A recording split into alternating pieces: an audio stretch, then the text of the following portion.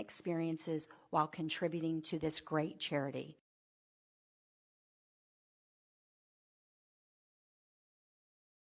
And that was from that news conference earlier today. Again, the dates of that: August 15th through September 30th, 160 restaurants participating in that. Scroll through that list on the website. I dare you to do that and not have your mouth water for some of those items that are on the menu there. These are 3-course meals. You can get them for either $40 or $60, depending on the restaurant. So check that out. That'll be coming up soon, returning for its 20th anniversary. Well, thanks for joining us this afternoon here on Florida Live. We're here every weekday, 2 to 3 o'clock, right here on Fox Local and on YouTube. We appreciate you joining us today. Hope you join us tomorrow as well. In the meantime, have a great afternoon, and we'll see you soon.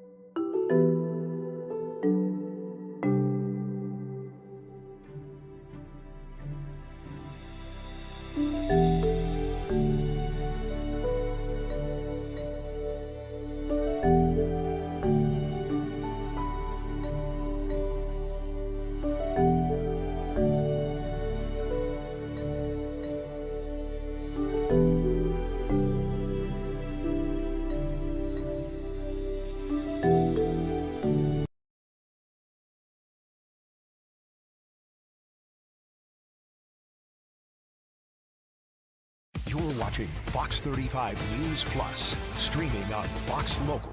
Well, good afternoon to you, and welcome into Fox 35 News Plus. I'm Garrett Wymer, and thanks for joining us on this Thursday afternoon, live on Fox Local and on YouTube. It is 4 o'clock, and that means it's time for today's Top 4 at 4, where we break down 4 of the big stories that we're tracking in the Fox 35 newsroom today. And joining me for today's Top 4 at 4 is Fox 35 News anchor John Brown. John, good to see you. Good afternoon. Let's start with Alligator Alcatraz once again today.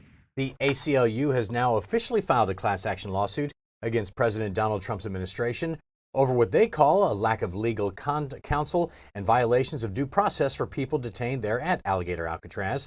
That immigration detention facility opened earlier this month down in the Florida Everglades. Now, this lawsuit claims that the Alligator Alcatraz detention site denies detainees access to lawyers and also violates their rights on numerous levels. 4 men detained at the center are named as plaintiffs in this lawsuit, as well as 3 law firms, a legal services organization, and an attorney. The lawsuit says there are no protocols for confidential attorney-client communication. It said the lawyers have been banned from entering that facility and that officials have made it virtually impossible for detainees or their counsel to file documents required to contest their detention there with the immigration court. And so in addition to this one, you also have the Miccosukee Indian tribe, who joined a lawsuit yesterday. So a number of lawsuits coming out against this one right now. Yeah, several of them. And this afternoon on Florida Live, I had the chance to speak with a South Florida-based immigration attorney who is representing 4 clients being held at Alligator Alcatraz right now. And I asked her just how bad is this situation? Because we've heard from, before this lawsuit was filed, multiple media reports reporting about the difficulties that these attorneys are facing getting in contact with their clients being held there. And I asked, just how hard is it? And here's what she said. Impossible. When the clients were first detained, they were taken, other than the 2 Cubans, but the Honduran and the Guatemalan were taken initially to a CBP staging facility. They were there for about 5 days, and that was because Alcatraz hadn't opened yet. it seems to me that CBP was gathering people so that the day that Alcatraz opened, they would have a busload or two busloads of people to, put on TV that they're arriving, the first, criminal aliens or detainees. But communication with them has been impossible. We've gone in person, we've emailed, we've called, and all that we're getting is, first come back tomorrow, maybe you'll have better luck, like a joke. 2 days ago, we were emailed a form to fill out, which we did immediately to try and get communication with our client. No response since then. She said impossible. And I also asked her in that interview, what is that normally the case? Is it normally this difficult? She kind of walked us through what the process is normally like and how this, she said, is different. You can watch that full interview right now on Fox Local. All right. Also, a man from DeLand now facing multiple charges after police say that he left his 2-year-old son alone in the front yard and then drove off while intoxicated. 37-year-old Bobby Vincent is facing multiple charges at this point. The child was found alone, crying and pretty upset in that dimly lit front yard around midnight on Tuesday night. Officers say Vincent had been drinking for hours before he put the child in his car, which also didn't have a car seat. The child was not seriously hurt, and authorities tell us that the child is currently safe. It remains unclear whether Vincent intended to return the child or believed the child would be safely received there by a relative, or why he just dropped it there in the yard. Still waiting for answers on that one, but he's still in jail right now facing all those charges. Gosh, certainly heartbreaking to see that kid just out in the right at in 2 the years yard. old, yeah, that young. And especially we know it's in Florida, right? That's what makes it even scarier there. Okay, protests taking place all around the country today, targeting, of course, the Trump administration and what organizers are calling attacks on our civil and human rights. Now, they're being called Good Trouble protests in honor of the civil rights leader, John Lewis. Now, this includes actions against the dismantling of environmental protections, restrictions on voting rights, and what they call attacks on reproductive freedoms. Now, this day falls on the same day that Representative John Lewis died 5 years ago, back in 2020. Lewis, of course, a major leader in the 1960s civil rights movement. He was an original freedom rider and an organizer of the March on Washington back in 1963. So that name, Good Trouble, here's where it comes from. He once said, "Get in good trouble, necessary trouble, and redeem the soul of America." That was one of his speeches, and so a lot of times, good trouble is known as events such as this. He said, now don't do anything to perturb the people around you. Don't engage with them. Just make sure people know your voices are out there. And we know there's about 1,600 places across the country that are holding these rallies, these demonstrations today, marking this day, the 5th anniversary of Lewis's death. And I had the chance to speak earlier with one of the organizers of an event that starts in about an hour in Melbourne. And he talked about how this honors Lewis's legacy. People will be thinking about the legacy of John Lewis on this day. We feel it's important to remind him, to remind everybody of how great a man John Lewis was and the wonderful things he did for this country, and particularly for those who have been disadvantaged and marginalized in this country. It's an appropriate time to celebrate John Lewis's life because of the oppressive political climate that we're experiencing at this time. And he also talked through some of the things, that they specifically take issue with this current administration, and this comes just a few weeks after the No King's Day protests that we saw also across in a number of cities across our region and all across the country as well. As they're calling it, the summer protest continues once again. All right, magical dining is back. 160 restaurants join Visit Orlando's Magical Dining for the 20th anniversary. Starting August 15th, you can try many of the hottest restaurants in town for one price. I love this event each and every year. It's places you wouldn't normally go, try some food you wouldn't normally try. So $40 or $60 is what the cost is going to be, multi-course menus. And I also like you don't have to choose. Like, give me this one, this one, this one, this one. Okay, there's your price. You got that. Again, so it starts August 15th through September the 30th. Now, this annual event created back in 2006 to boost restaurant traffic in September, which at that point was way down. Remember the same reason they invented the Wine and Dine Festival and all that, Disney's Wine, because no one was going at that point. Now we're busy all the time. Okay, so tons of restaurants all across Seminole, Lake, Orange, and Osceola counties. We got 15 Michelin recommended restaurants. They're all taking part this year. And so some of these are really good restaurants. So it's your chance, I think. And I like this event because a lot of times you wouldn't go to these restaurants but because it's a special event, you go and try them. We've tried several of these under this, like Maxine's on Shine. We did that one. Nami down in Lake Nona. Ravello, that's another one there. The Pinery, of course, one of my favorite places. Ravenous Pig. And so there's just so many on the list this year that it gets you out there to try things. And we always try, so we do something too. We always try foods we would normally eat. So if, we normally just ordered a steak. Okay, well then try something else that's on the list to kind of branch out. Exactly. It's a great way to branch out with the items on the menu, the different locations, and there's 160 restaurants, so you have plenty all over. To choose from. One of the things that, you mentioned this being the 20th anniversary about that. Visit Orlando. I talked about that earlier today. Over the past 2 decades, Orlando's dining scene has earned national and international recognition, drawing the attention of celebrity chefs, Michelin inspectors, and award-winning culinary talent. This year's program runs August 15th through September 30th, featuring a record high of 160 restaurants, including 24 new ones and 15 that are Michelin recognized. Diners can enjoy a 3-course prefixed menu at either a $40 price point or $60 price point. New this year, select restaurants will also offer special 20th anniversary dish. So yeah, they've got the full list online, magicaldining.com. So you scroll through, and I mean, I said this earlier, it's good luck not like letting your mouth water over some of the things. But a lot of great choices. Places I've been, places I haven't been. That's a good one. Places I want to try. There's just so many choices. Phosphorus. I'm just looking down there, all the ones that, there's so many that you do. This town is great. And everybody knows, we have all these restaurants because we're a test kitchen for the world practically. But, the history of this thing, and this just cracks me up, how far our area has come, because you think back about the things that were kind of invented for lulz. You've got the Halloween party. Okay, now that's, it's now huge, right? You had this because people weren't going out to eat in these times of year. Okay, done. The Disney Marathon was done right after New Year's because nobody was coming to Orlando at that point. Now you get 60,000 people coming for a race along with 100,000 of their family members. It's like everything this town tries to do to fill a void becomes world class and huge. That's the great thing about living here. Now, Magical Dining is just another example of that. Yeah, and just a growing food scene, so many good places, and getting the attention. You mentioned the Michelin recognized restaurants. I mean, it's nice to see some of these places get the recognition that they deserve as well. And I think it's a point of pride, too. We talk about all these things, and we take it for granted, that there's all these theme parks, there's water parks.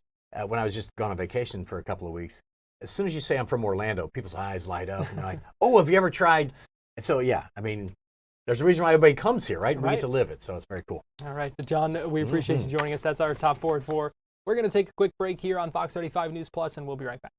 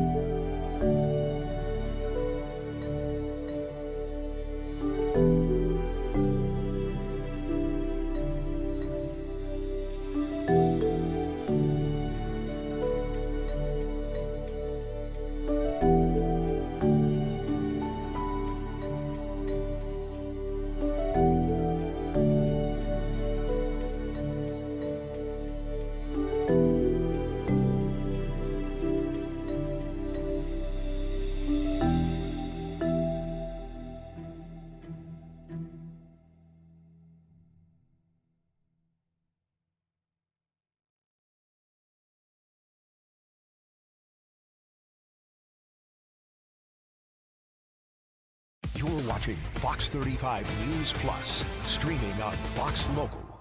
Fox 35 Storm Team meteorologist Noah Berggren joins me now. And Noah, that humidity out there today, whew. Yeah, it's peak summer, Garrett, my friend, and yeah, no, it's steamy. I mean, there's no two ways about it.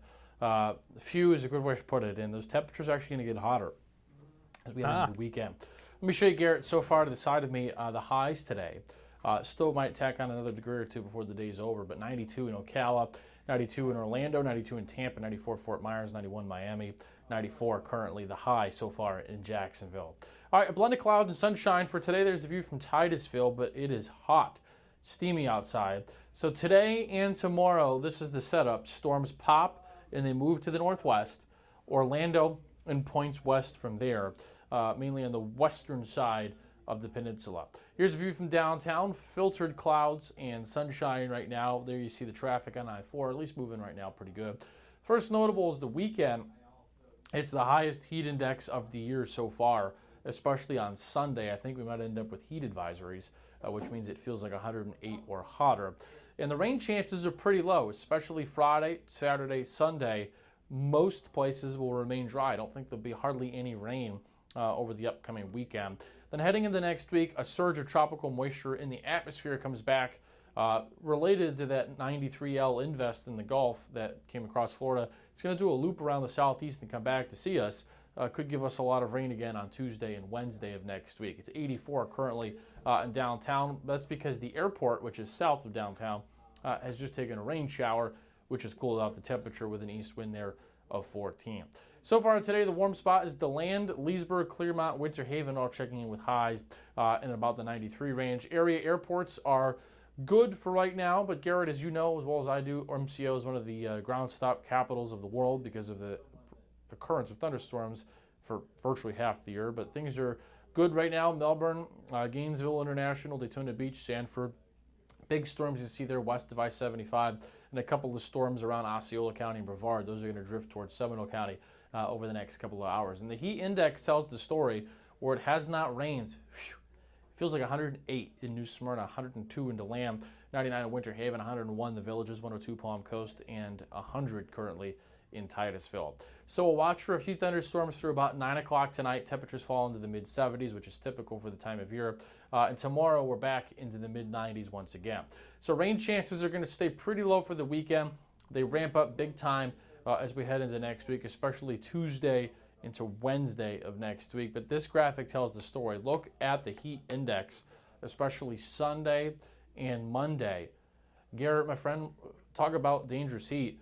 Even for Floridians, this is big stuff. We're talking about a heat index near 110, peaking in the afternoon on Sunday and Monday. Generally, we get heat alerts from the National Weather Service for anything above 108. So expect to see on your phone either an excessive heat watch or a heat advisory issued for later this upcoming weekend, just indicating that if you're not caring for yourself outside, the heat could sneak up on you and be at a big impact to you. So hat, sunglasses, water, all those things are good reminders, especially Sunday and next Monday. Yeah, I now know what I am doing on Sunday, and that will be, if you need to find me, I will be laying by the pool. And you're a runner, Garrett. What do you recommend to people, when it gets that hot? I guess you got to run really early in the day, right? Early. You really can't work out in the afternoon when it's that hot, right? Yeah. I mean, this time of year, you really can't run past 9 o'clock, it seems like some days. And even when you're running in the morning, you don't have the heat, but you still have that humidity. So it's tough either way. So most people, if they're runners in Florida, they're looking forward to fall and winter, is what you're saying. That's exactly what I'm saying. That's why you don't see many races around here in the summertime. Yeah, well, it's not that far away. We're almost to the end of July here, if you can believe it. It's not going to be long until we're talking about our first fall cold front, sometime in early September. So we're getting there.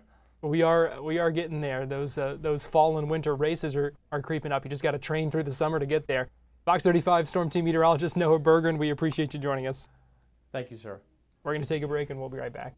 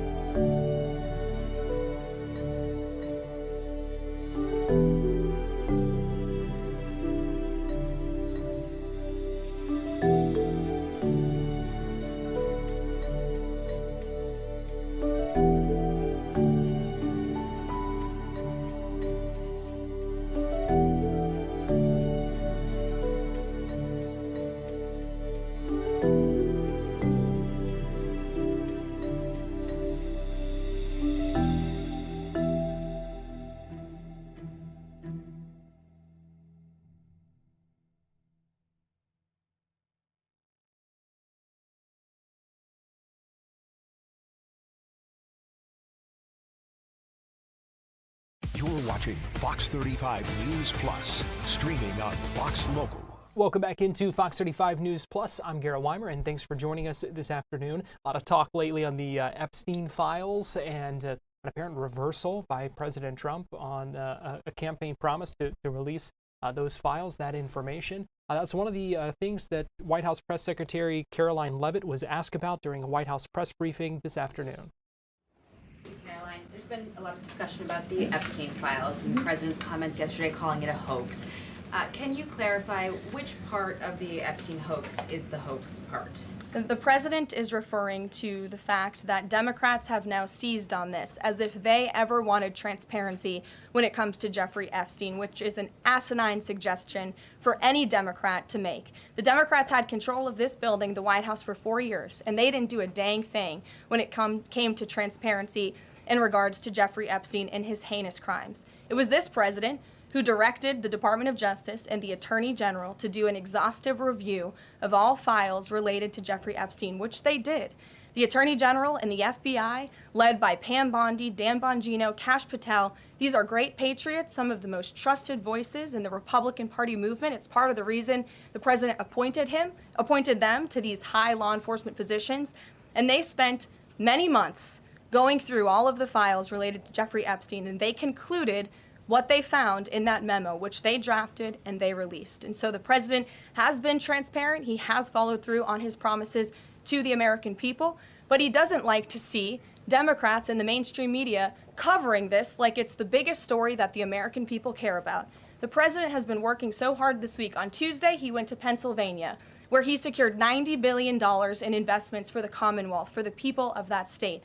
After that, he came back to the Oval Office at 8 p.m. He went in there to whip votes to get the Genius Act signed into law. And because of his efforts, that bill is now going to be signed and passed. The following day, yesterday, he meets with a foreign leader, the King of Bahrain, to secure more investments into this country. And then yesterday afternoon, the president is in the East Room of the White House mourning with parents who have lost their children because of fentanyl, signing a bipartisan piece of legislation. And not a single cable network in this country took that event live and covered that event like they should. Those are the issues the president cares about. What could be more important to the American people than helping families who have lost their children? Those are the issues this president is going to remain focused on. I understand he wants to move on from this story, but you do have some prominent figures, including the Senate Majority Leader, the House Speaker, voicing support for the files to come out. Representative Massey collecting signatures that would force a discharge petition for a vote on the floor for this. It doesn't seem to be going away. What is stopping the administration from just redacting any sensitive information, grand jury information, and putting out what is appropriate so that the American people can decide and then let this story die? Well, in terms of redactions or grand jury seals, those are questions for the Department of Justice. Those are also questions for the judges who have that information under a seal. And that would have to be requested, and a judge would have to approve it. That's out of the president's control. He has said, in agreement with some of the leaders on Capitol Hill, that if the Attorney General and the Department of Justice come across any other credible evidence, they should provide that to the American people. The president has said that, and he agrees with them on that. Why did he fire Maureen Comey? The Department of Justice did, and I would defer you to them. Dasha. Has the White House been directly in touch with some of the MAGA influencers that are still not satisfied with the administration's handling? And has the message to them been similar to what the president has said, which is sort of either let this go or we don't need your support? Well, look, the president and this team are always in contact with the president's supporters, with voices of many kinds on both sides of the aisle. I think that's part of the reason this president is a great president, because he's willing to listen and hear other people's perspectives. But ultimately, he has led this country, not just over the past 6 months to historic success, but also through his first 4 years as president. And as the leader and the creator of the MAGA movement, he has led through these perilous times for our country based on instinct and in the best interest of the country. And as I always say, the American people should trust in President. You also heard from Caroline Leavitt there mentioning the event yesterday at the White House, the signing of the HALT Act, the HALT Fentanyl Act. Among the people in attendance at that event were Jackie Siegel, known as the Queen of Versailles. She's from Orlando here. She's the wife of the late David Siegel, the founder of Westgate Resorts. She and her husband started the Victoria's Voice Foundation years ago after their daughter's death to an overdose. And she spoke at that White House event yesterday, and here is what she said. Trump administration, we declared an all-out war on the dealers, smugglers, traffickers, and cartels. Within moments of taking office, I deployed the U.S. military to our border and unleashed the patriots of ICE and Border Patrol to defend our country from an invasion. This was an invasion. This wasn't people coming in. This was an invasion of our country. I also designated the Mexican drug cartels as foreign terrorist organizations. A friend of mine, a longtime friend of mine, is Jackie Siegel, and her beautiful children, her husband David just passed away. David Siegel was a great developer, great developer, great guy, a friend of mine. But her children, Jordan, Jacqueline, and Drew, come from Florida. Jackie lost her beautiful daughter Victoria to drugs when Victoria was just 18 years old, a beautiful person. And this April, Jackie lost her sister Jessica to fentanyl.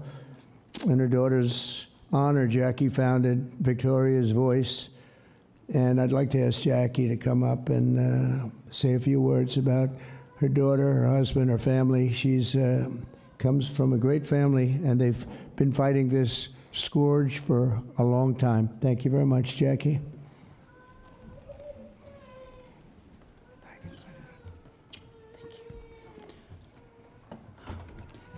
Mr. President, it's an honor to be here today on behalf of our family, my late husband, and all of the other affected families for this important signing on this bipartisan issue. 10 years ago, when our daughter, 18 years old, Victoria, she was 18, she passed away of a drug overdose. We formed the Victoria's Voice Foundation, and the Trump administration was very helpful in passing the CARA Act, which saved many lives back then, bringing out the Narcan. And we're so honored. Well, actually, when my husband passed away, thank you for the phone call and your love and support. Our family loves you, Mr. President. That day, when my sister found out of my husband's passing, she did a line of cocaine that she thought was cocaine, and it was fentanyl. So I lost both of them in the same day. And it's been a very rough time. But it's turned me into more of a fighter to carry on my husband's legacy and the other families' legacies of saving lives. And so I'm turning my pain into passion. And also, on top of this, with the signing of this important the act that you're doing, we are joining with Victoria's Voice is joining with founding fathers, and we're going to start the Angel Army. So we're even growing even more under this Trump administration. Okay. And we're going to spend the rest of our lives doing this. Thank you, Mr. President. Thank you, Jackie. Thank you. I was at that event yesterday at the White House. We know the work of Victoria's Voice teaming up now with the Fentanyl Fathers as well to expand that mission and their efforts to raise awareness and prevent more overdose deaths. We're going to take a break here on Fox 35 News Plus, but we'll be right back.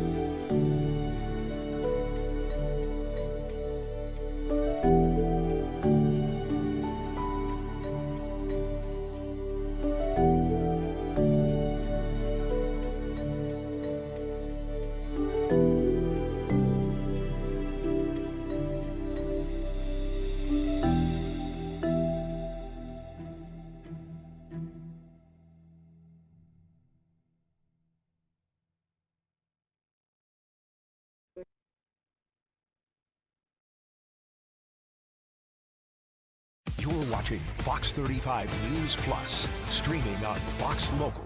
Welcome back into Fox 35 News Plus. I'm Garrett Wymer. Thanks for joining us on this Thursday afternoon, live on Fox Local and on YouTube. We've got an update for you on a story that we've been following for a little bit, and that's the issue of firefighter pay in Brevard County. And so we're going to check in with Fox 35's Esther Bauer, who joins us live now. And Esther, I know this has been a long time coming, but a deal has been reached. Yes, at least we're 50% of the way there. The fire union voted this week 170 to 5 in support of the firefighter contract the county has put on the table. So I say 50% because we still need the county commissioners to also say, yes, we approve this, but it's looking like we are going to get there because this is the county proposal. The union has now said we are supporting. Firefighter pay has been a major problem in Brevard County. We saw last year more than 100 firefighters calling it quits and several protests, like you're seeing on your screen, of people saying, you know, when will we lose enough people? When will pay go up? When will we value our firefighters? So I want to talk about the numbers a little bit. What we're talking about is a fire medic.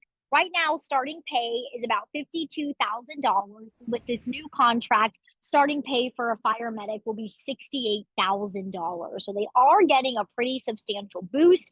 And they're also seeing pay raises ranging from 6% to 21%, depending on your exact position, how long you've been with the department. Those pay raises are also kind of felt within the next 3 years if this contract moves through. So we talked with firefighter families who say this just gives them a sense of breathing room. They say they've been fighting, feeling like they haven't been heard by the county for more than a year because they've been operating without any kind of valid contract for more than 1 year. Now they're finally feeling heard. They say moving forward, they're going to be working to address the gear that is really old and outdated, the fire trucks that are still needed, as well as better work-life balance. But seeing these pay raises, they are very thrilled. So we're happy. It's been a funding saga for quite some time, and it looked like we weren't going to see this point, but we do.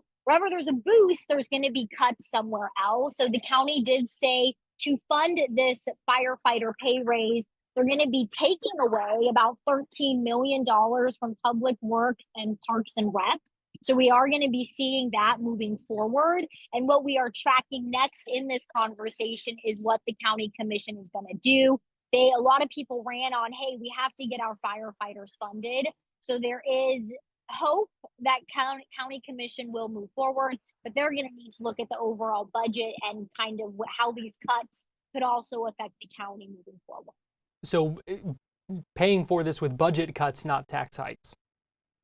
Correct. I mean, they did approve a firefighter fire assessment homeowner hike. That was also part of this, but they are needing to pull from other funding sources because that fire assessment would not cover everything.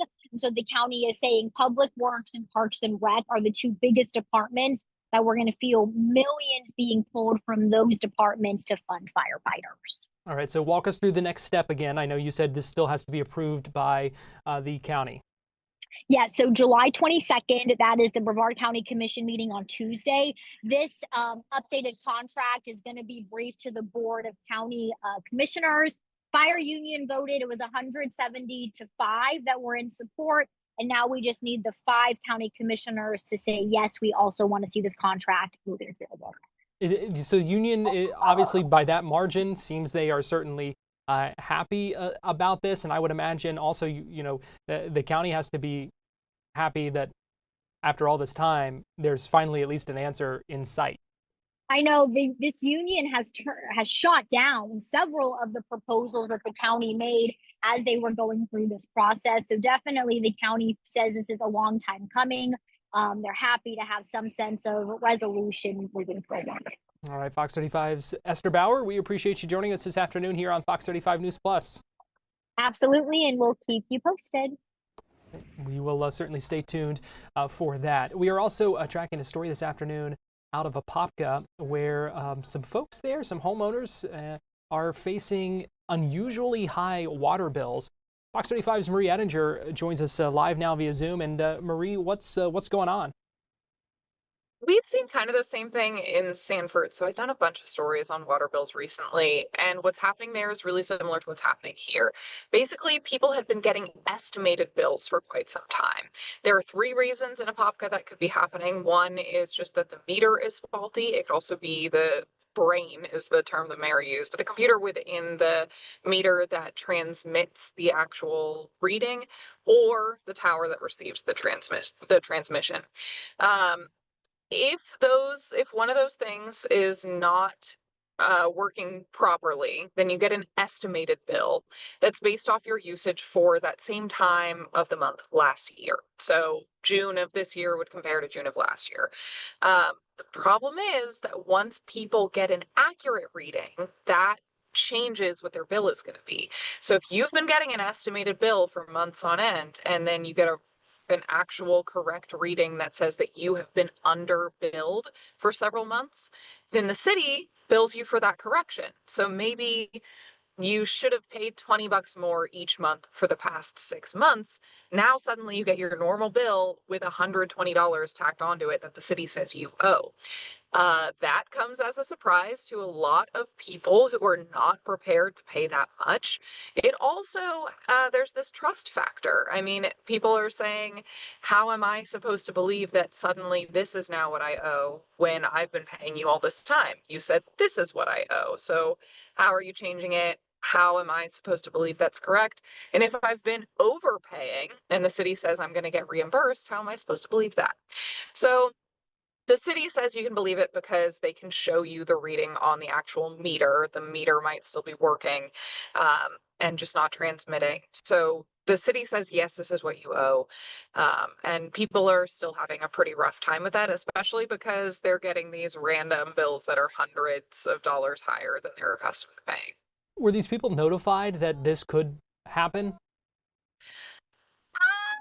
Not to the extent that they would have liked. So the city hasn't been keeping this a secret, but people don't get a notification ahead of time, ahead of this gigantic bill saying, hey, you're about to get a gigantic bill, please prepare for it. It kind of comes out of nowhere at the time.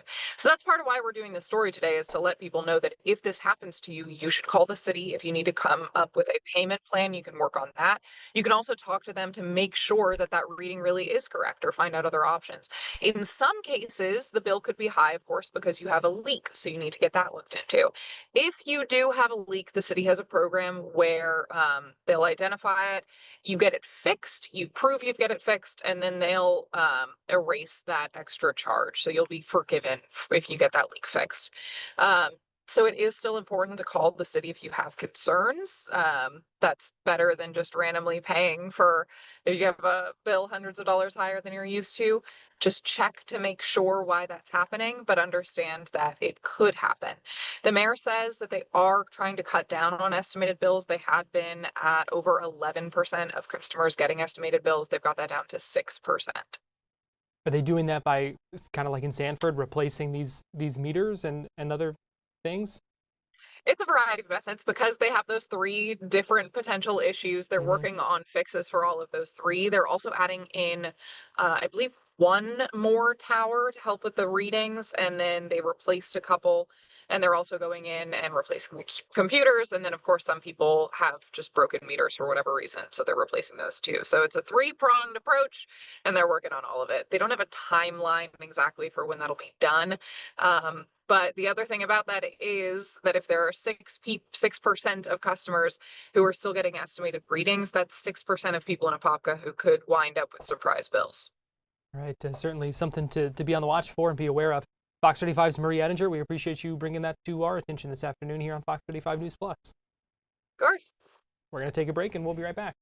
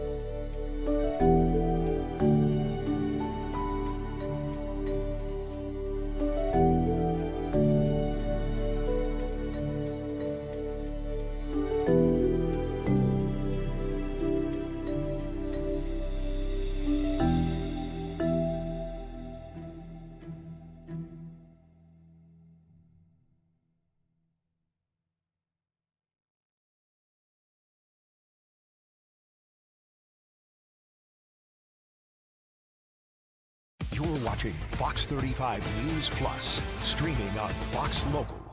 Welcome back into Fox 35 News Plus. I'm Garrett Wymer, and thanks for joining us on this Thursday afternoon live on Fox Local and on YouTube. Questions swirling around Alligator Alcatraz, the new immigration detention camp that's in the Everglades. We learned today that the ACLU, the American Civil Liberties Union, is suing the Trump administration over lack of access to legal counsel. We got this statement from the ACLU of Florida that calls it not just a policy failure, but a moral one, going on to say the state has hastily erected a costly and deadly shadow prison in the middle of the Everglades during hurricane season to warehouse human beings, stripping them of due process and dignity, cutting them off from their families and legal counsel, intentionally putting their lives in danger, and leaving them to suffer in silence. That statement from the executive director of the ACLU of Florida going on to say, this is how rights are erased, but the Constitution does not disappear in the Everglades. Now, according to that complaint, more than 700 people are being held right now at that detention facility in the Everglades. Magdalena Cupris is a South Florida-based immigration attorney who says she's representing 4 people currently being held at Alligator Alcatraz. I spoke with her this afternoon live on Florida Live.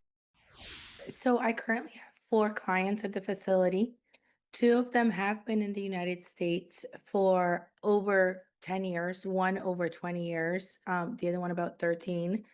And then the other 2 are Cuban nationals. 3 of them do have final removal orders already, and 1 does not. The one that doesn't is the Honduran national. He's been living in the United States for 13 years. He's the one that I've been talking about a lot lately. He was pulled over with a valid driver's license at a weigh station because he owns a trucking business. He owns a paver company, a construction business. And at that truck stop or weight station, he was sent over by FHP to CBP, allegedly to verify his driver's license to make sure that it was valid, which frankly didn't make a whole lot of sense to me because obviously FHP can check and verify whether somebody's license is valid, right? But those are the 4 clients that I currently have there at that facility. What has it been like trying to get in contact with them? Impossible. Impossible.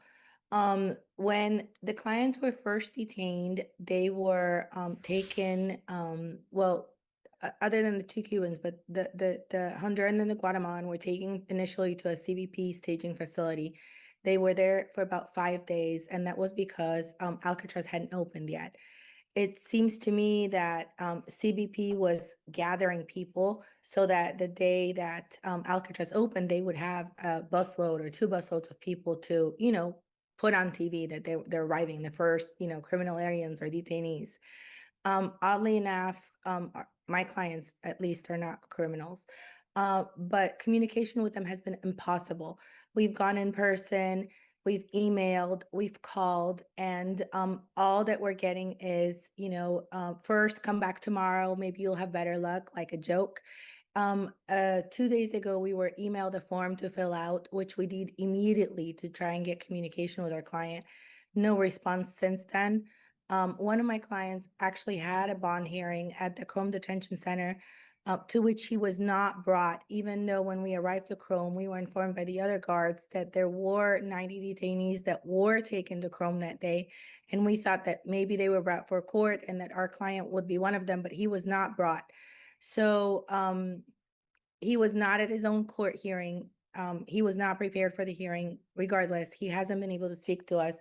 Now, as of yesterday, he did call me on a regular phone call that's designated for families, and I was able to have a very brief communication with him. I could not discuss case details because the communication was recorded. So the first thing that would come on is, everything that is being or that you talk about is going to be recorded and can and will be used against you. So obviously my communication with him was only, are you still there? Because that's one of the other things that happens today is that detainees are being moved around the whole country a lot.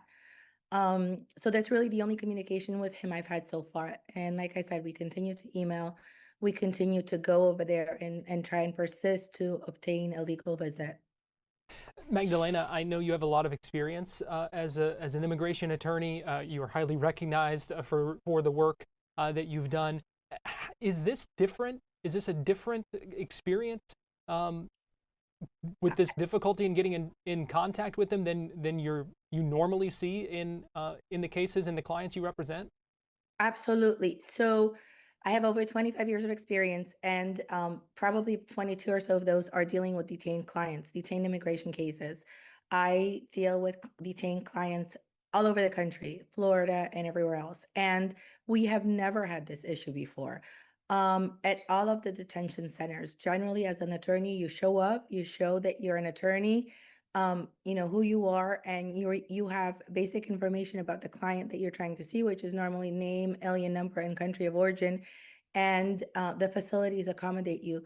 Depending on the facilities, they may have hours. Like Chrome normally lets you in until 10 p.m., the Broward Transitional Center until 5. Glades County Jail used to be that you could go 24 hours as long as you advise them. And all facilities, you know, have access to counsel except for this one. And it's funny to me that, you know, I understand that they built or created this facility in a very short time frame, but they were able to arrange a contractor for the calls with the family, for the recorded calls that, you know, the families or the detainees have to pay for.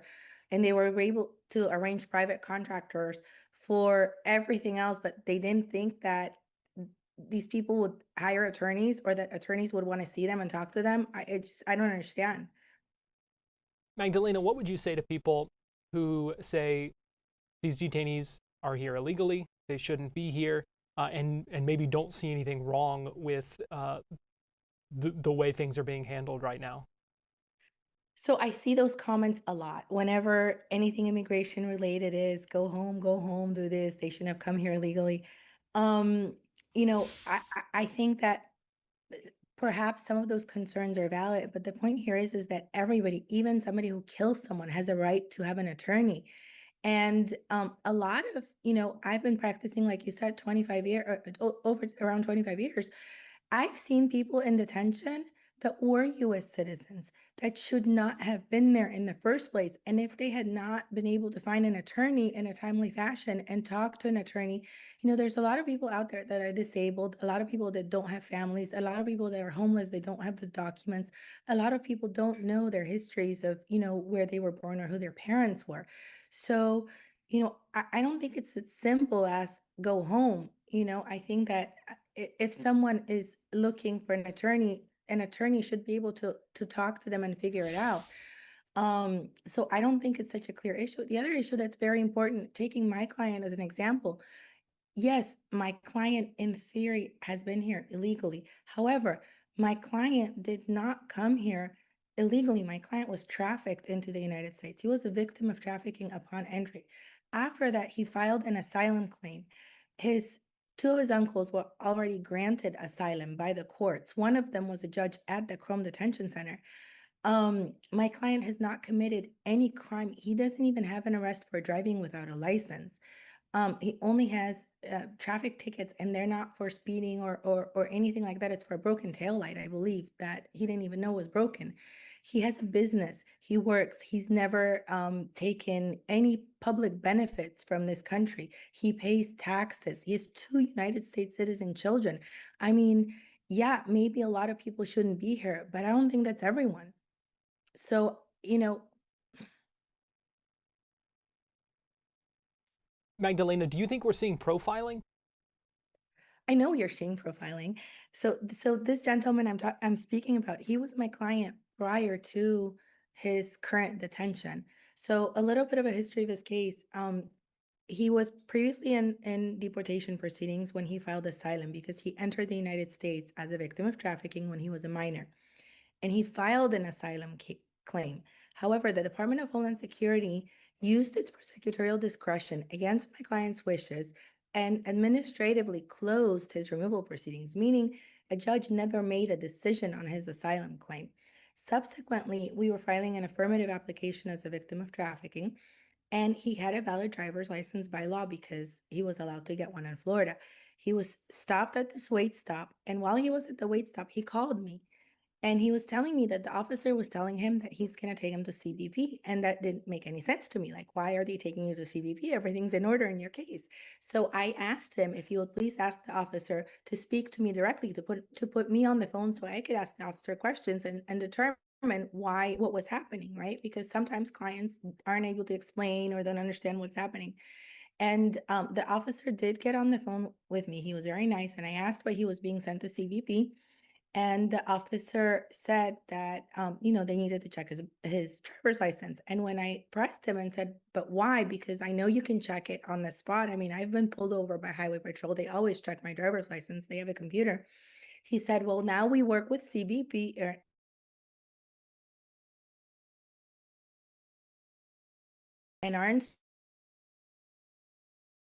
And ultimately, he just said, look, I'm not the one that makes the decision. I just have to do my job. Magdalena, last thing I'll ask you here, and then I'll let you go. I appreciate your time. What is next for these cases and for your clients and your attempts to get in touch with them as things move forward? Well, for this one particular client, we had a bond hearing 2 days ago. We were rescheduled for the 22nd. I'm not hopeful he'll be released, so I think that we'll be pursuing some sort of habeas corpus release in federal court.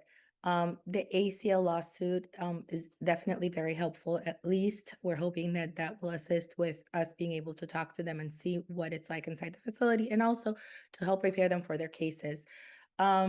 It doesn't look like, because of a recent change in case law from the Board of Immigration Appeals, that individuals that entered the United States without inspection, regardless of whether they were trafficked or whether they entered voluntarily or however else, as long as they entered in the United States without inspection, the government, the Department of Homeland Security, is now arguing that they are applicants for admission and therefore mandatory detention, meaning that us as attorneys previously who used to be able to file bond hearings for these individuals and get them bonds so they could be released from detention, now we're filing bond hearings, are going to these hearings and are being told that they're mandatory detention because the immigration judges don't have jurisdiction to give them bond.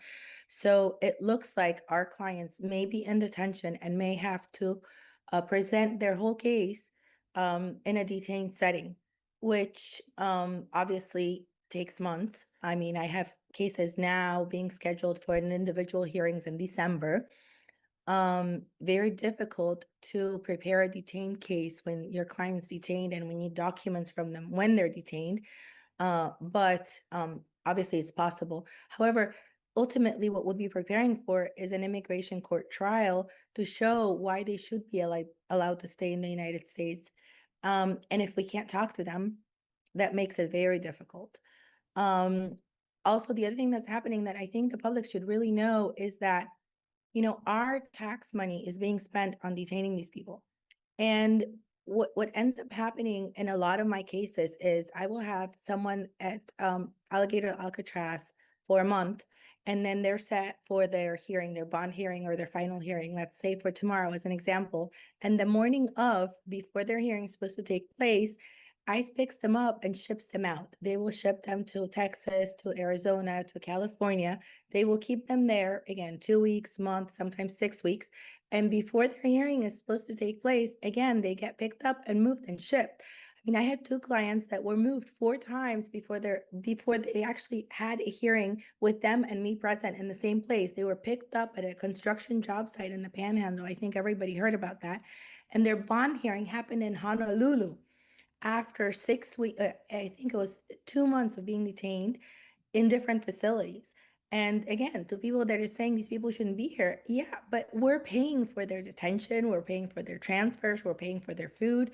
I mean, how are we winning from that? I don't think there's a winner, and I don't think it's that simple.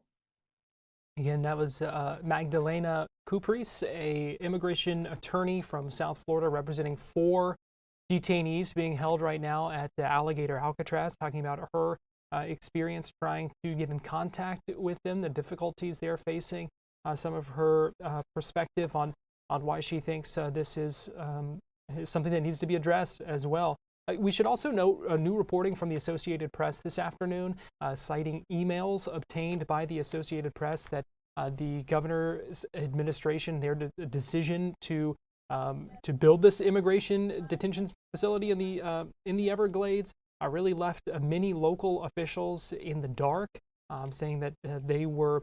I want to read you this one line. The emails show that local officials in Southwest Florida were still trying to chase down a rumor about the sprawling Alligator Alcatraz facility planned for their county, while state officials were already on the ground and sending vendors through the gates to coordinate construction of the detention center, which was designed to house thousands of migrants and went up in a matter of days. So a lot of new reporting showing some of that confusion for those local officials as this process began.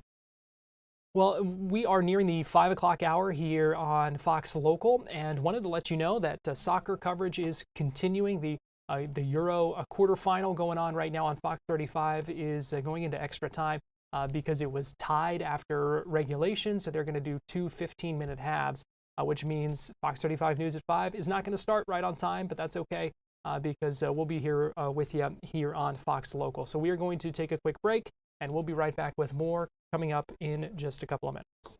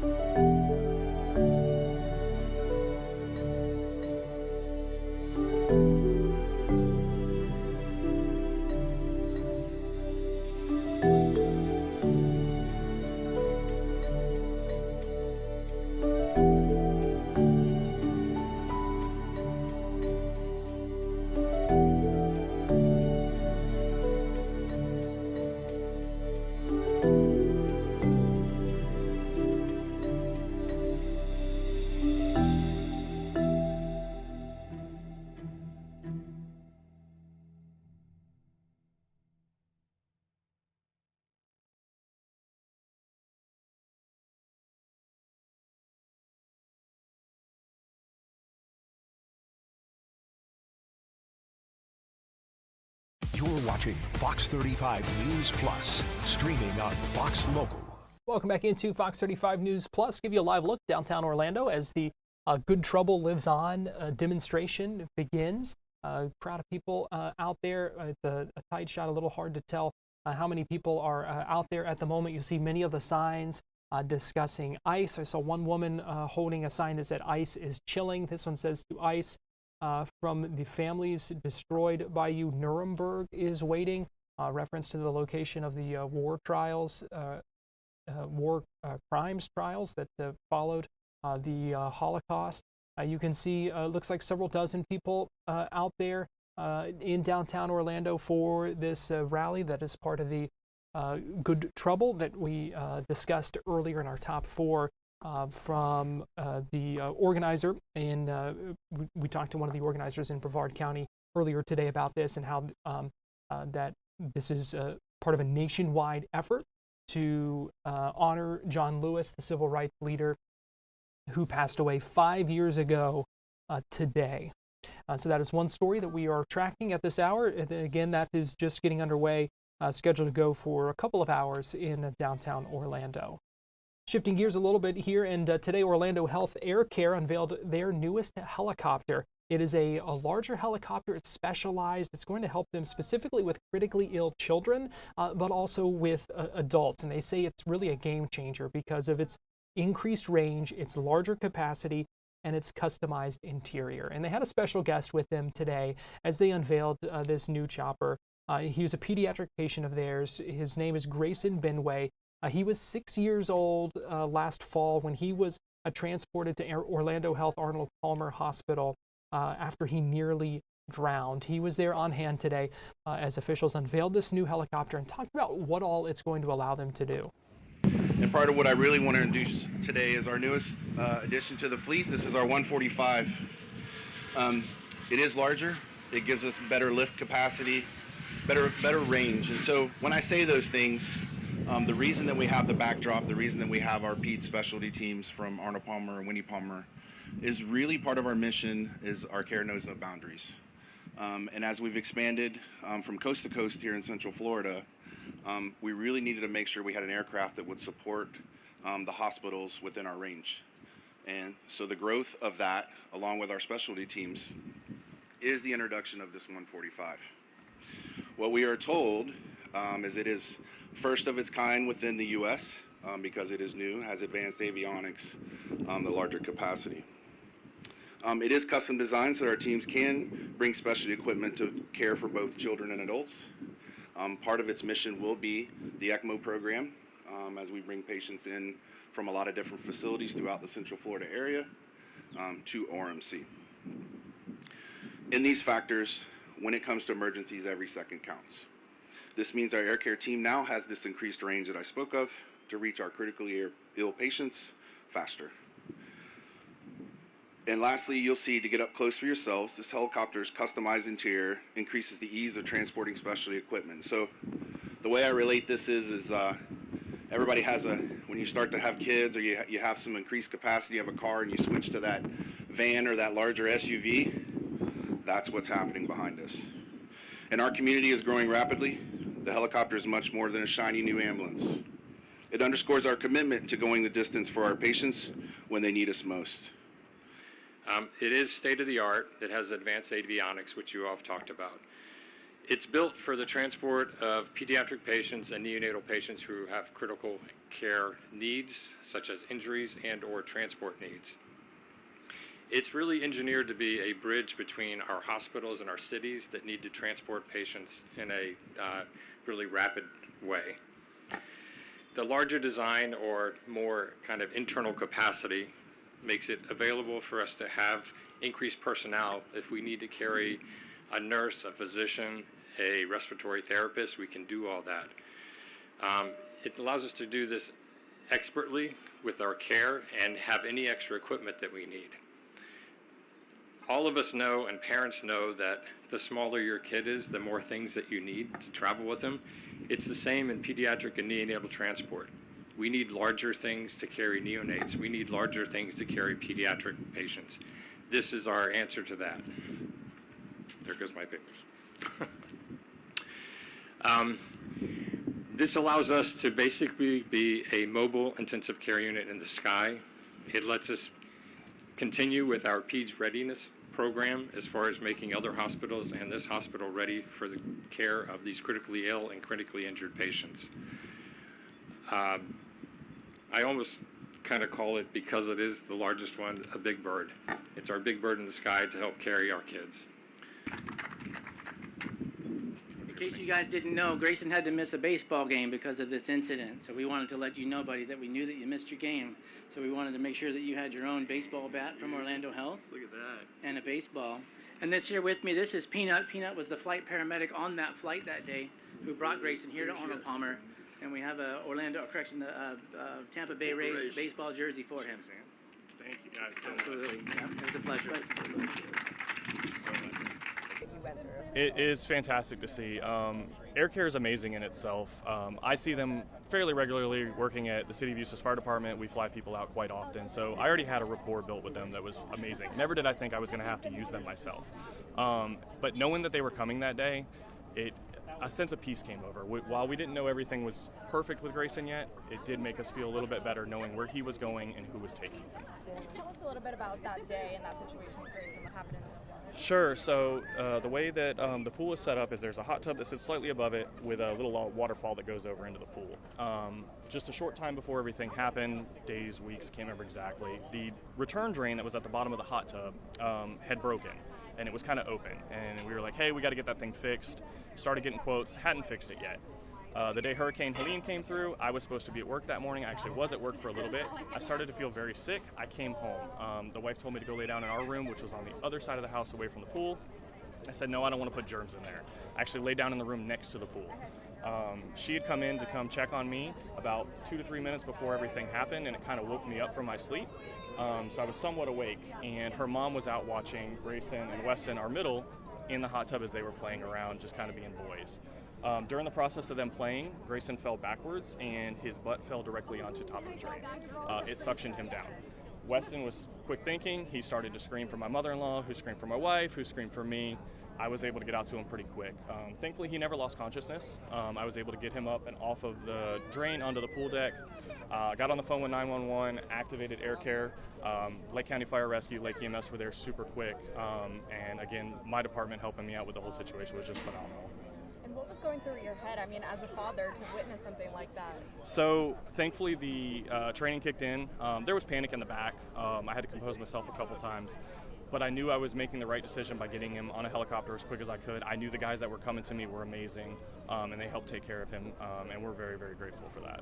And you said you're a firefighter, right? Yes, ma'am, for the city of Eustis. And so, I mean, talk to me about the fact that every second really does matter in these sort of situations. It does, especially for pediatrics, as Doc was talking about earlier.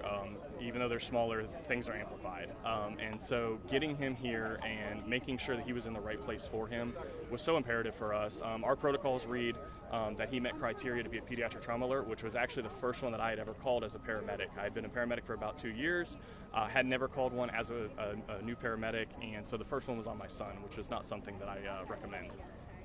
With that experience, I mean, we have a lot of, Florida is the water, like a water place. Yes, sir. What would you say to parents as far as being around, with their children being around water? Yes, sir. I just want to reiterate, like I said earlier at the podium, like we are in Florida. There are pools, there are lakes everywhere. And while Grayson is a fantastic swimmer and has been for a few years, it only takes a split second for something to change. Designate somebody, please, to watch. Their sole responsibility is to watch over those kids. Whether it's they can't swim or they hit a drain or they hit their head, something. Please make sure somebody's there, and those seconds really do matter.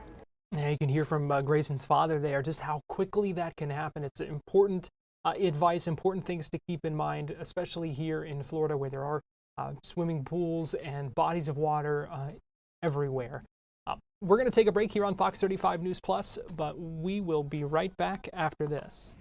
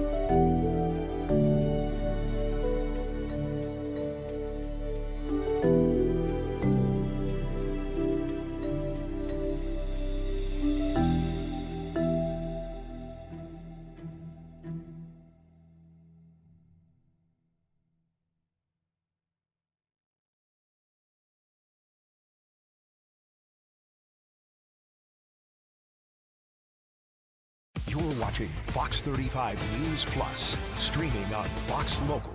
Welcome back into Fox 35 News Plus. I'm Garrett Wymer. Thanks for joining us. It is 5:12 in the evening here, time that we're not normally on. It's normally Fox 35 News at 5 that you're watching here on Fox Local, but with soccer coverage continuing right now in extra time because of a tie, we are extending until the start of Fox 35 News at 5, which will still be a little bit because they have two 15-minute extra time halves.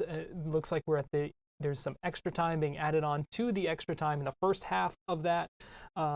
Just a lot of extra time. And so that means we have extra time with you, and we appreciate you joining us this afternoon here on Fox Local. One of the stories that we've been looking into today is a crackdown on e-bikes in Flagler County. Fox 35's Chris Lindsay joining us live now via Zoom. And Chris, I know this is something that you've been looking into. Yeah, so this is being spearheaded right now by Flagler County Sheriff Rick Staley. So in recent months, they've seen an increase of incidents involving these e-bikes. They've seen people weaving through traffic, speeding on the sidewalk, etc. Just last week, there was an incident in which there were a couple of teens who were arrested after they were seen driving into incoming traffic. That footage you see there is part of the arrest body camera footage. So that incident in particular is kind of what sparked this for the sheriff. He says that he wants to institute some more rules. So next week, he's going to the Palm Coast City Council. He's going to bring an ordinance that he's drafting right now to sort of limit what you can do on these bikes. Right now, if you're under the age of 16, you have to wear a helmet. For him, he wants everyone wearing helmets. He wants to add speed limit restrictions. They do have those at the state level, but he wants to be more strict with them because what he's seen is a lot of people are altering these electric bikes and making them go faster than the speed that they're allowed right now. So a lot of different points that he wants to check to make sure that people are being safe and that the rules are followed, unless if you don't, then there will be some fines and other consequences. You know, people kind of altering those things, at that point, it's almost like a motorcycle. Those things already go pretty fast, but people are making them go even faster.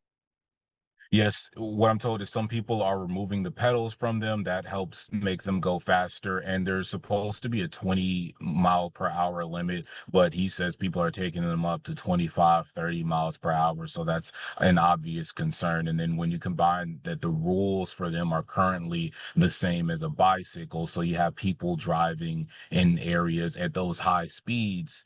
When you compare that to a bicycle, obviously there's a much more risk for that. So that's something that they really want to limit. And when they take it to the city council, hopefully they'll be able to put that ordinance in place and things will catch on. You know, you talked about several incidents kind of recently. Is this a widespread issue? Is this something folks there are concerned about and experiencing that is a problem across Flagler County?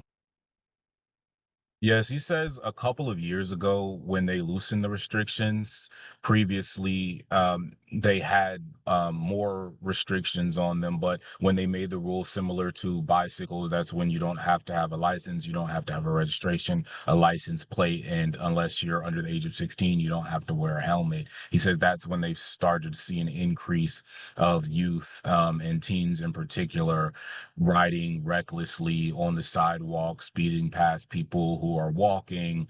And in a lot of these cases, these vehicles, if you're depending on where you are, if you're walking on the sidewalk, you may not hear them coming. So there's a risk not only to the people who are riding them, but also to the people who may be walking or riding a normal bicycle on sidewalks or in bike lanes, etc. So that's something that he really wants to crack down on. And as I mentioned last week, when they had a couple of arrests for alleged fleeing and eluding, that's when it was pretty much his last straw. So what's the process now for this ordinance that the sheriff has crafted? So this will be presented at a Apopka City Council meeting. They'll have to review it. Of course, they'll give their feedback. I imagine there'll be some level of public comment, perhaps. And then later on down the line, anytime they approve an ordinance, they'll have to approve it at a first reading, and then they'll come back to the table. And if they do continue the process, then they'll approve it at a second reading, and then it'll go into effect. So it's likely that it will be a while, at least a couple of months before we see whether this will be put in place or not. But the sheriff is very excited to sort of get the ball rolling because of the limitations that the state laws and rules have presented him. And we know it's a conversation that a lot of communities are having right now about what to do about this because of increasing issues and that kind of thing. So it's going to be interesting to see what happens there in Palm Coast and in Flagler County. Fox 35's Chris Lindsay, we appreciate you joining us this afternoon here on Fox 35 News Plus. Certainly. Thank you. We're going to take a break and we'll be right back.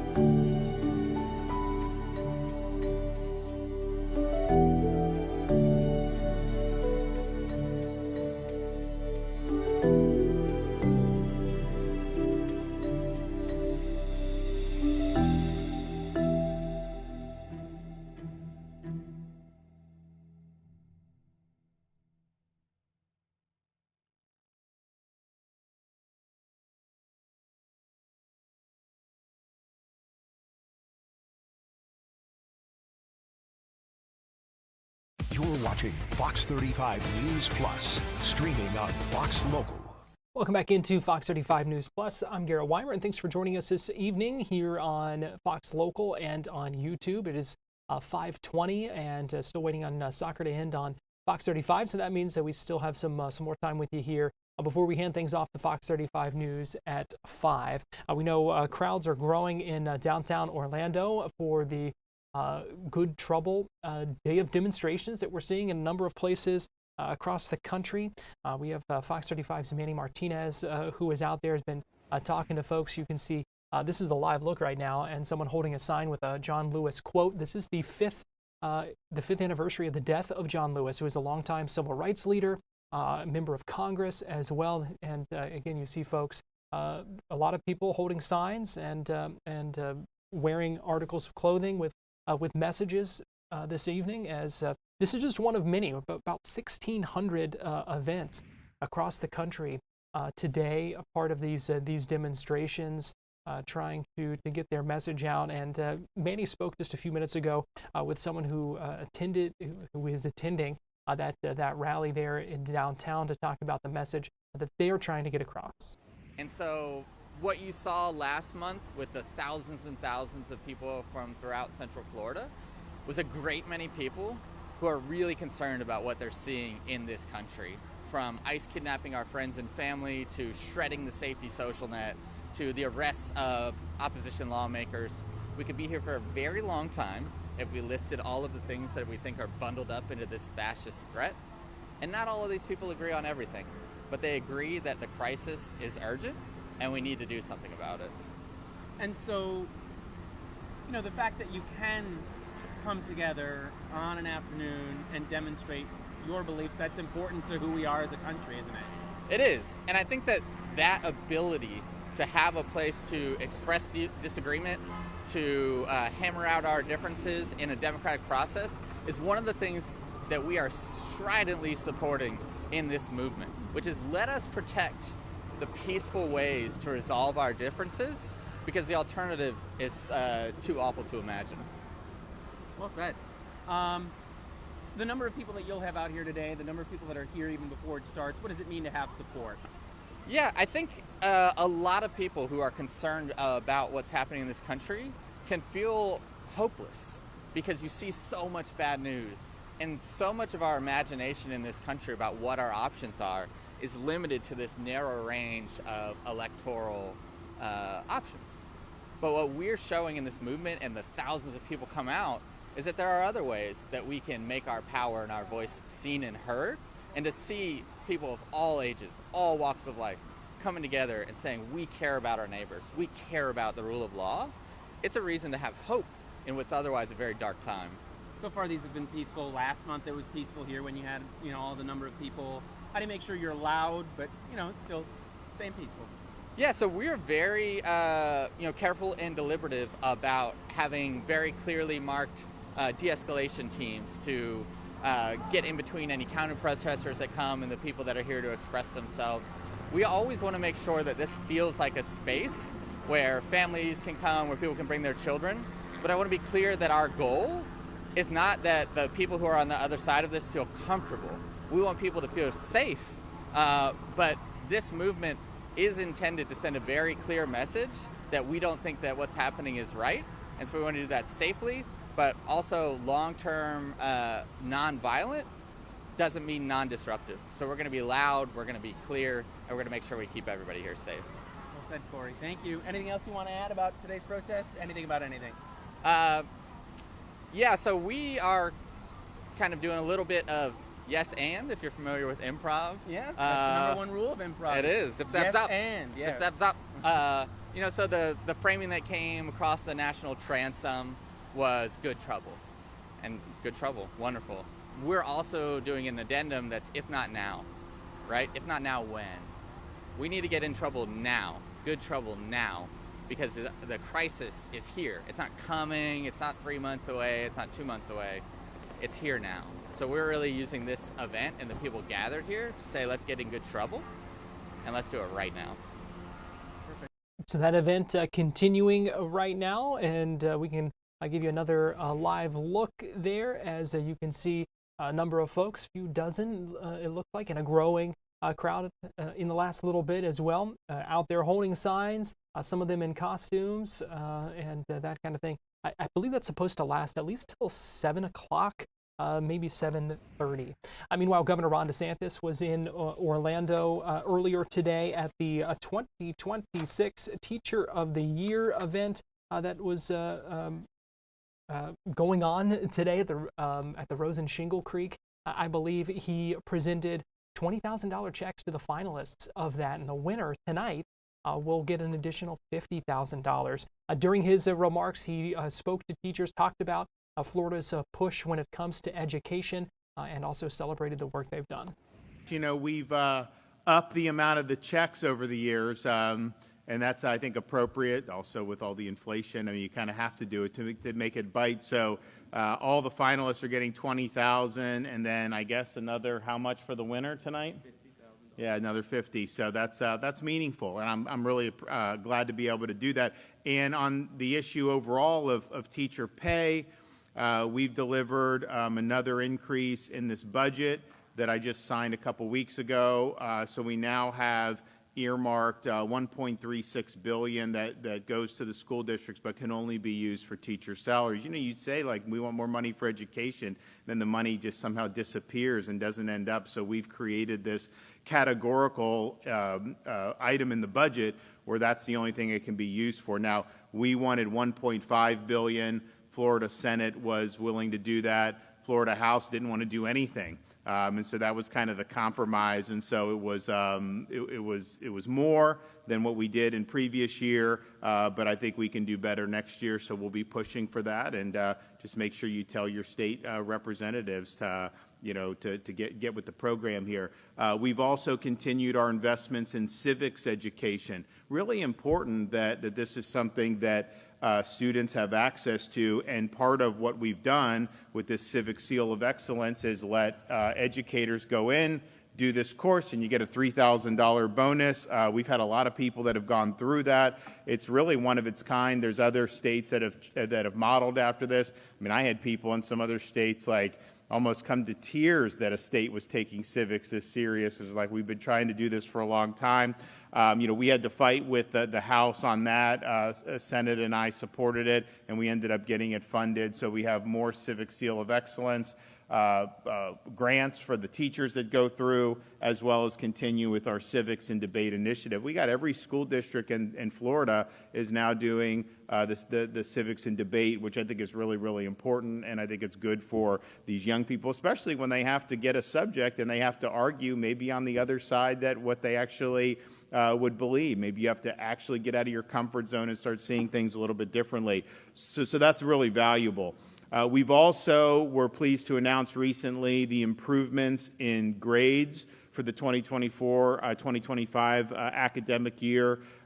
Florida had 71% of all graded schools, either an A or B, and that exceeds the performance of last year, in which 64% of the schools had either A or B. So that is great progress, and part of what has helped facilitate that is our movement away from the high-stakes end-of-year test to progress monitoring.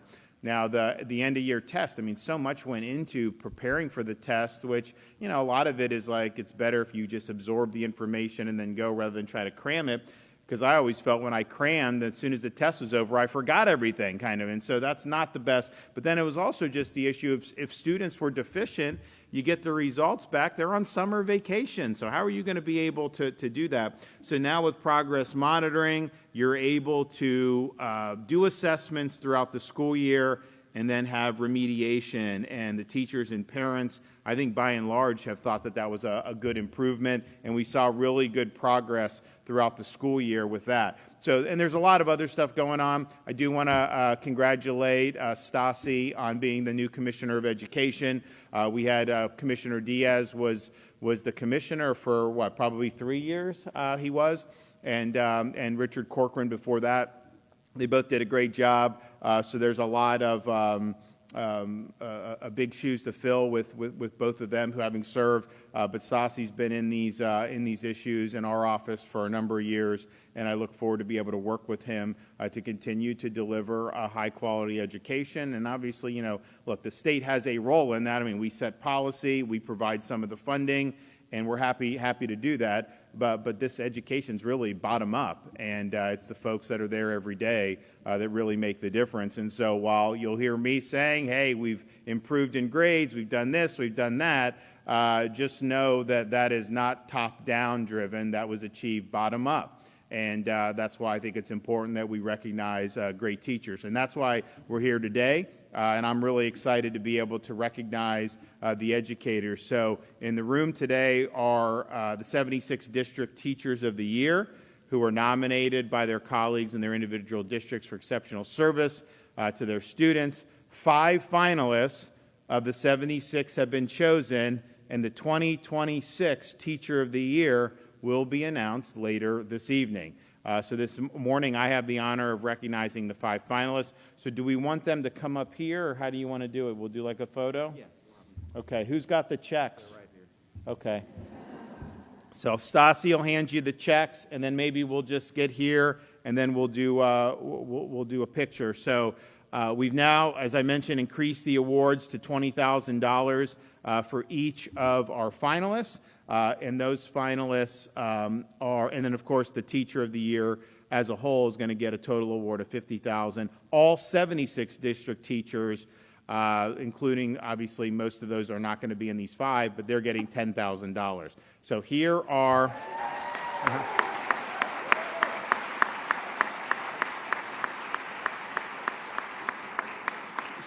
So I will, when I call your name, please come forward and get your check. So our first Teacher of the Year finalist is Autumn Crabtree from Citrus County, Crystal River High School, culinary arts teacher, also certified in middle grades mathematics and family and consumer science. Congratulations.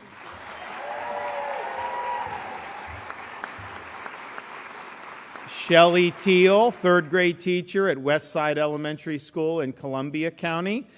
She holds certification in English for speakers of other languages and is reading endorsed. She also provides after-school tutoring to students in her class and has been rated highly effective since 2013. Brandy Nicole Anderson, seventh grade civics teacher at Indian Trails Middle School in Flagler County.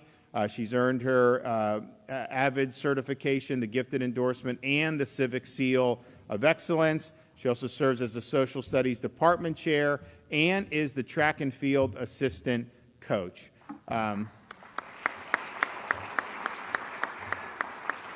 Katie Jo Harrison, first grade teacher in Liberty County. She earned, and junior high school in Liberty County, she earned Civic Seal of Excellence and holds certification in English for speakers of other languages and is reading endorsed. She developed the first grade writing rubric for grading student papers and is rated a highly effective teacher. And then finally, Mark Harrison, economics and American government teacher at Union County High School, and he has also earned the Civic Seal of Excellence. In addition to teaching, he served as a civics and debate team sponsor and Fellowship of Christian Athletes sponsor, and also serves as a school bus driver for the high school. So I want to thank all of these folks for being here. You want to do the photo? We'll do the photo. Okay, here we go. Yep.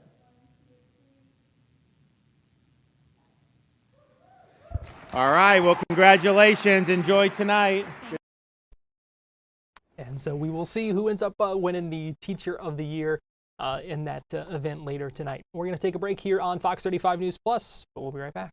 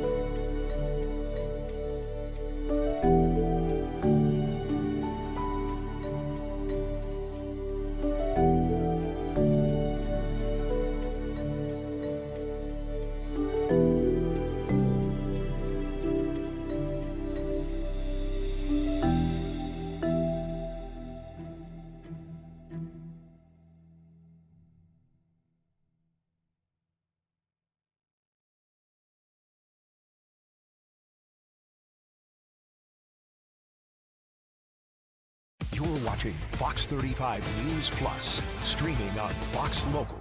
Welcome back into Fox 35 News Plus. Some extra time with you here on Fox Local. We appreciate you joining us this evening on this Thursday evening.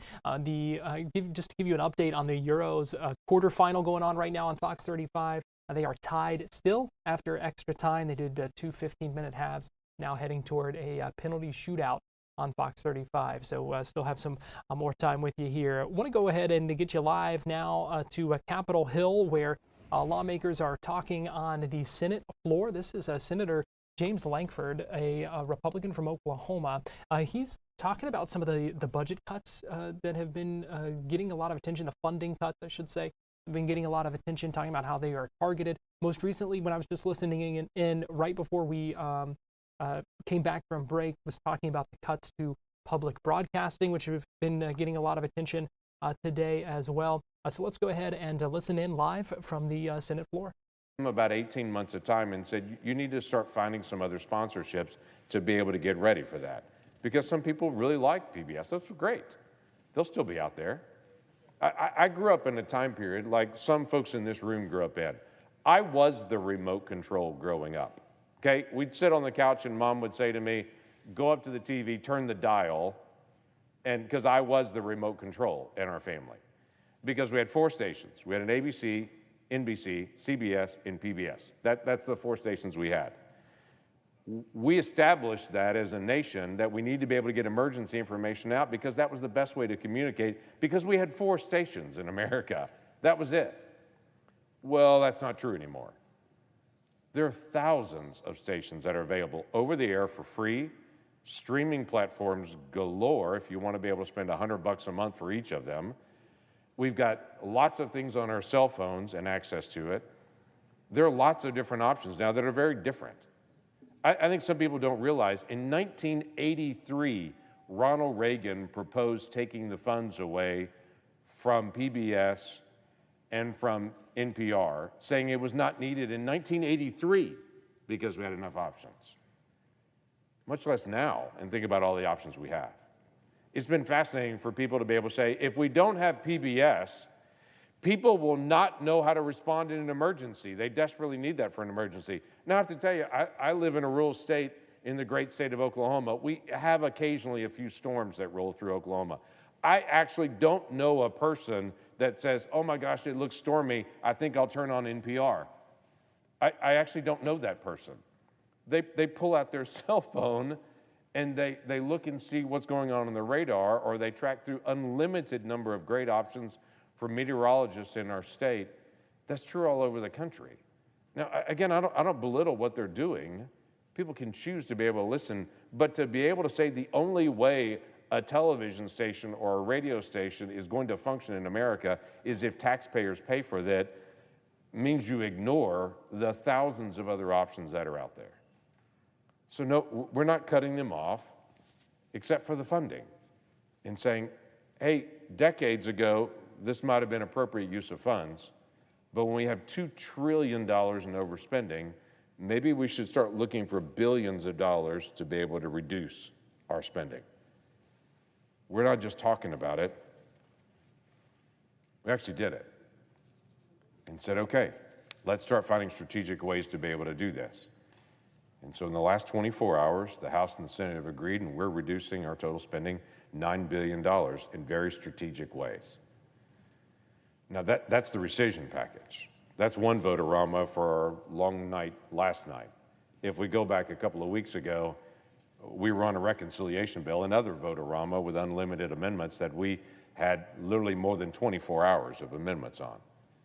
And as we walked through that experience, that was all about what are we going to do on tax policy and what are we going to do about the one big, beautiful bill. I have to tell you, I have friends at home that catch me that say, I've heard the term over and over again, I really don't know what's in the one big, beautiful bill. I've just heard people say it. I even have a friend of mine that owns a restaurant that he actually has on his menu now the one big, beautiful burger, because it's just become a catchphrase. Well, let me tell you a little bit about it, because I want people to know a little bit more about what's actually in there. When this was passed by the House and the Senate and the President of the United States signed it into law on the 4th of July, That bill will have dramatic effects in so many areas. It's half of the farm bill that needs to be done that, quite frankly, we couldn't get done in the last Congress. Our Democratic colleagues would not agree with us on what are we doing on some of the farm programs. Well, guess what? We just got those done. Every farmer and rancher in my state is ecstatic that more than half of the farm bill has now already been done. We're not talking about it. We actually did that. Now, we've got more to go in other policy areas, but reference prices and so many other things that needed to be updated just got updated. It was able to prevent a tax increase for every single American. Every single American, not just the wealthy, every single American that pays taxes, their tax rate was scheduled to go up January the 1st of next year. Until now. We passed the One Big Beautiful Bill, and it did the first big thing it needed to do, prevent a tax increase, kept the rates the same so that Americans would not have a huge tax increase. It also added new border wall structure.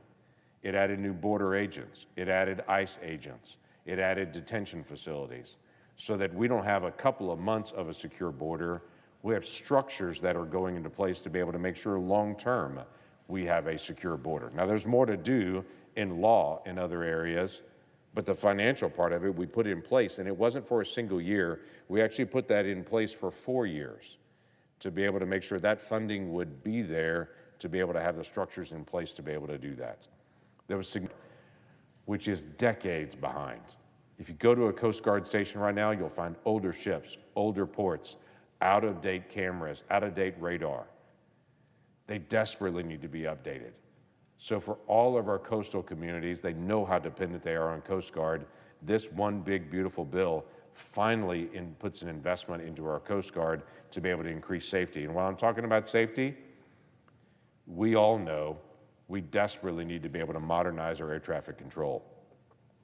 This bill does $12.5 billion to finally bring our air traffic control up to a modern system.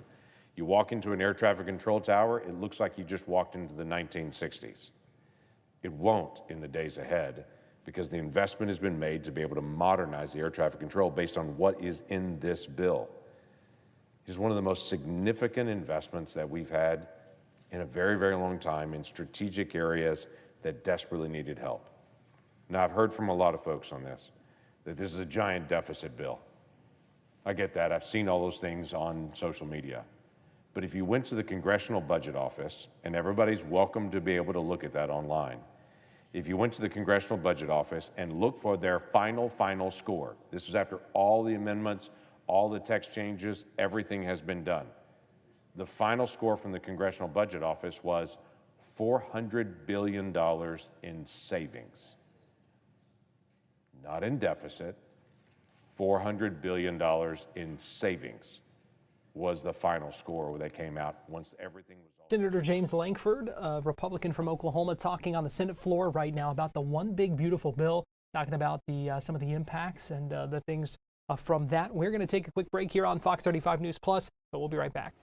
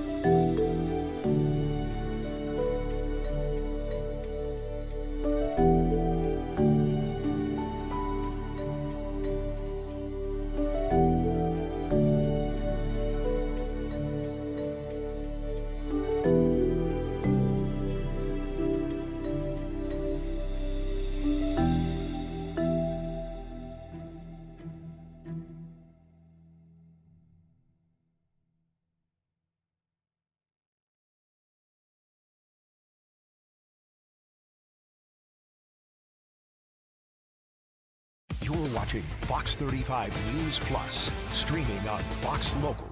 Welcome back into Fox 35 News Plus. Still waiting for soccer to wrap up on Fox 35. So we have some more time with you here on Fox Local, and we appreciate you joining us on this Thursday evening now, as we are about 5:45 here. Let's go ahead and listen back in on Capitol Hill as the U.S. Senate discusses Trump's One Big Beautiful Bill. Talked about a number of different aspects of it. This is Senator James Lankford, a Republican from Oklahoma, who is talking right now. Let's go ahead and listen in as he continues to talk on the floor of the U.S. Senate. Across the country, that provision is in here. What does that do? That increases domestic production of domestic energy, and it encourages a lot of companies that are out there that have a lot of jobs that are based here in America to be able to continue to invest in their workers and in bringing more energy to the United States. It was a very significant provision that I've actually had the opportunity to be able to work on for years to be able to get that done. Another change that I disagreed with in our 2017 bill, shocking that we don't all agree on everything, on every aspect. But in 2017, we changed who could actually take a deduction for donating to a nonprofit. In 2017, it became only those in the upper brackets could, those that are called itemizers. It's the top 9% of Americans. They could actually donate to a nonprofit and then deduct that from their taxes. That's bothered me ever since. The result of that is billions of dollars less that has been donated to nonprofits. After years of working on this and talking to my colleagues, we all agree we got to be able to fix that. In this bill, we changed it.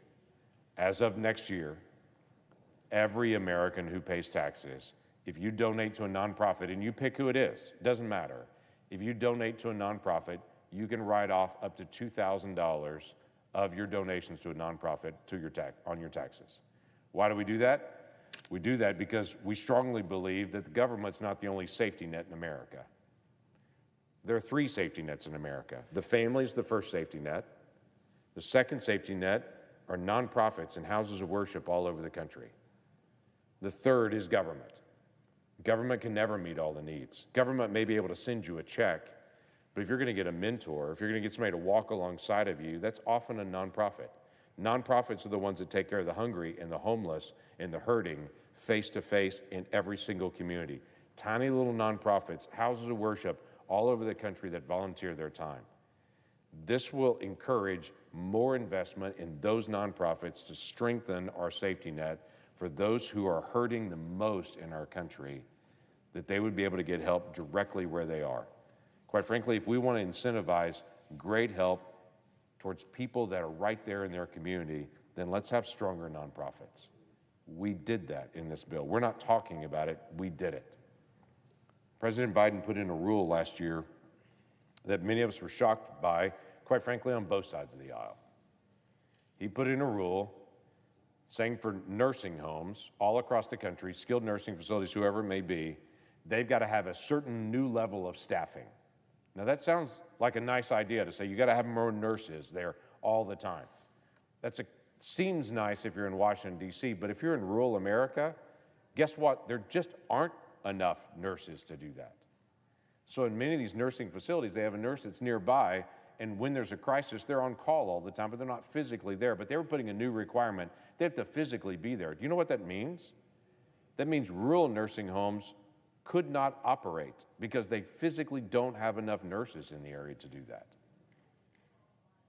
That meant many rural nursing homes in my state were already looking at closing and just moving operations into the suburbs and into the cities where they could get enough nurses. That makes people in my state have to drive farther to see their loved one. That's wrong. That's just wrong. We changed that in this bill. And we said, no, we're not going to have that. It sounds like a nice idea. In reality, it shuts down access in rural America to family members that are at one of their most vulnerable moments they've ever had in their life. We want to make sure families can surround people in those really tough days that happen for many people in nursing and skilled nursing facilities. Just three quick stories. I know I've talked for a long time, but when I say it's a big, beautiful bill, it's big. There's a lot that's in it that I think a lot of people have missed. But if I can just give you 3 quick stories, Mr. President.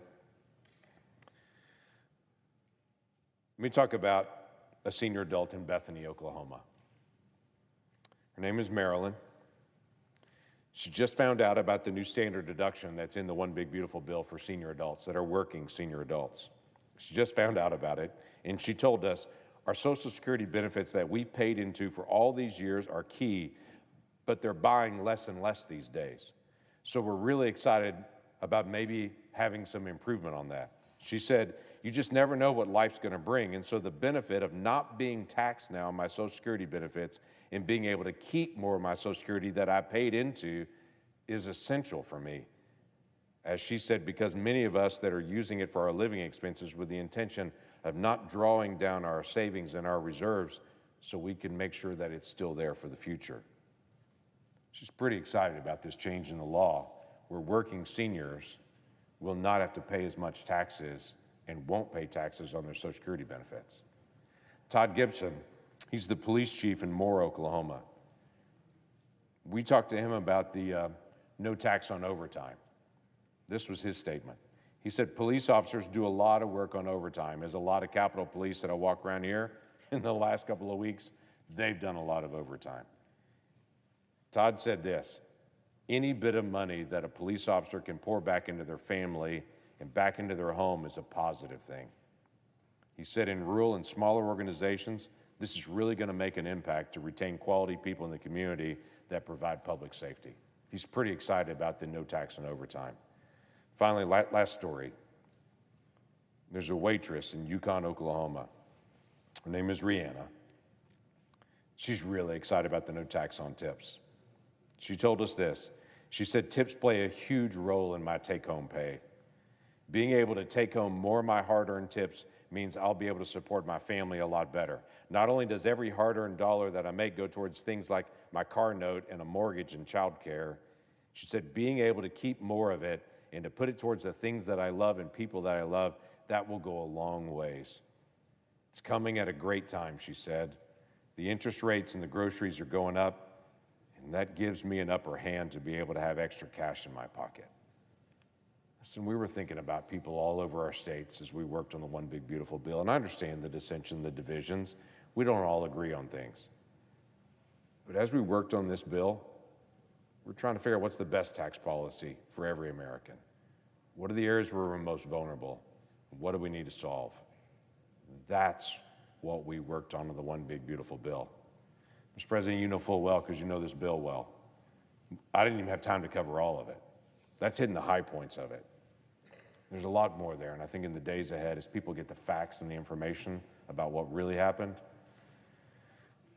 they're going to be grateful to have a little bit of breathing room to be able to support their family just a little bit more. With that, I yield the floor.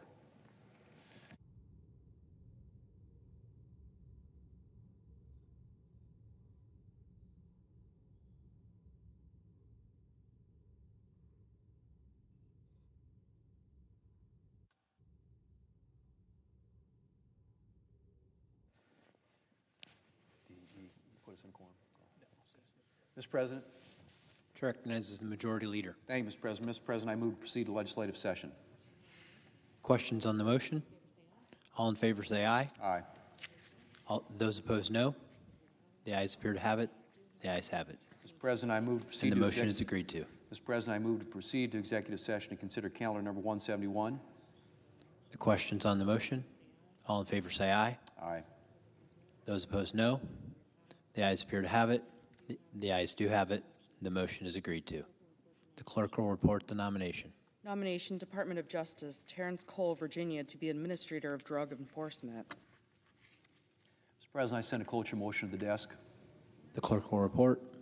Cloture motion. We, the undersigned senators, in accordance with the provisions of Rule 22 of the Standing Rules of the Senate, do hereby move to bring to a close debate on the nomination of Terrence Cole of Virginia to be Administrator of Drug Enforcement, signed by 17 senators as follows. Mr. President, I ask consent the reading of the names be waived. Without objection. And I move to proceed to legislative session. Questions on the motion? All in favor say aye. U.S. Senate continuing its session on Capitol Hill right now, wrapping up talk about the One Big Beautiful Bill. It sounds like they're our closing debate on some nominations there. That is John Thune, the Republican leader, the majority leader in the Senate right now. He's from South Dakota. We are going to take a break here on Fox 35 News Plus. We've been with you for just about 2 hours now. The soccer game has wrapped up on Fox 35, and news will be beginning shortly. So we're going to take a break here on Fox 35 News Plus, and we'll be back with more news on Fox Local right after that.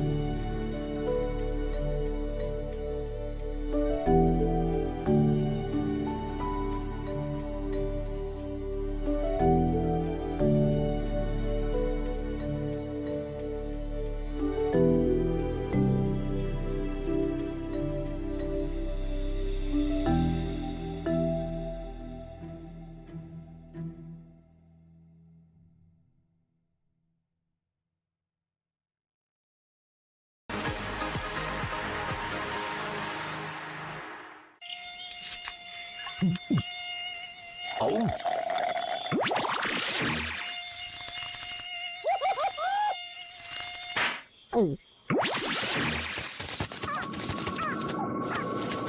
Huh, nature sure is full of wonders. Red Bull gives you wings. Red Bull Zero.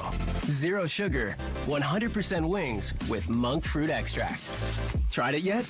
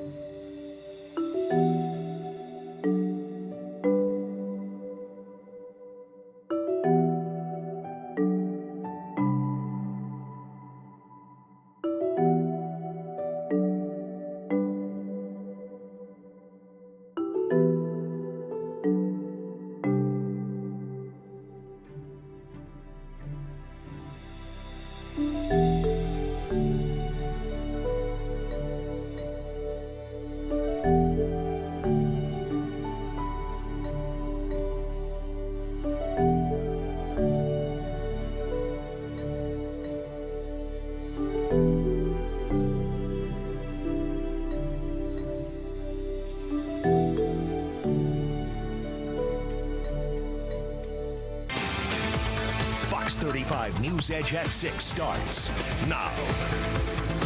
I would call a bunch of y'all the clown show, but I decided